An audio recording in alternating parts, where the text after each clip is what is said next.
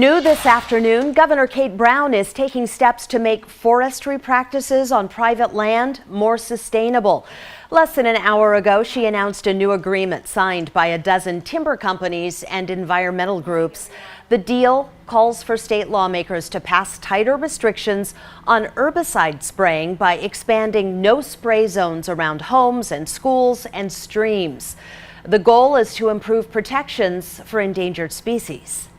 Healthy forests and a vibrant forestry industry are not mutually exclusive, and Oregonians need both for prosperous and sustainable communities. There's no guarantee that legislation is going to pass, but the agreement is a step toward resolving issues over logging rules that have played out in the legislature for decades.